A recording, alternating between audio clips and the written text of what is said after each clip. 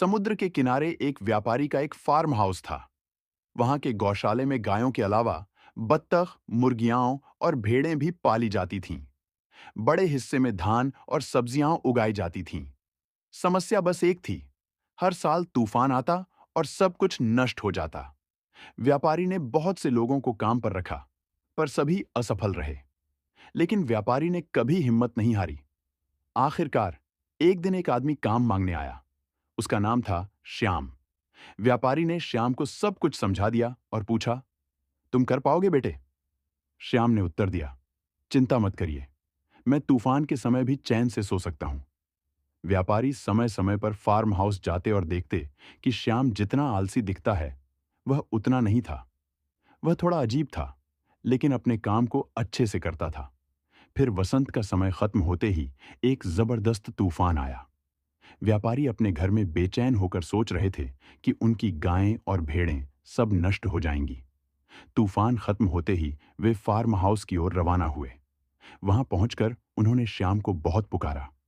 जब वह कहीं नहीं मिला, तो वे एक कमरे में गए और देखा कि श्याम सच में चादर लपेटकर गहरी नींद में सो रहा था।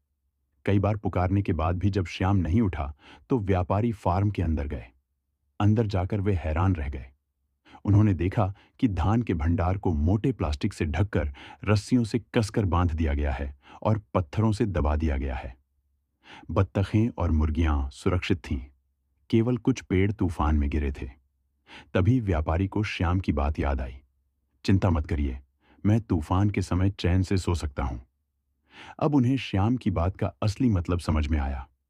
वह यह कहना चाहता था कि मैं पहले ही अपने काम को व्यवस्थित कर लेता हूं, ताकि जब सच में तूफान आए, तो मैं बिना किसी चिंता के आराम से सो सकूं।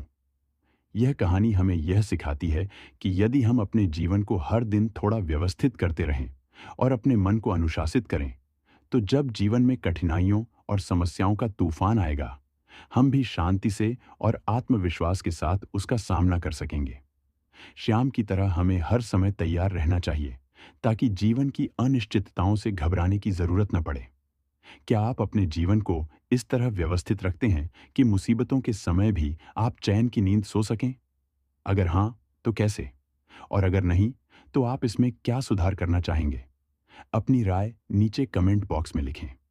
और अगर आपको ऐसी ही प्रेरणादायक कहानियां पसंद हैं, तो हमारे यूट्यूब चैनल लाइफ्स कॉकटेल को लाइक, कमेंट, शेयर और सब्सक्राइब करना न भूलें।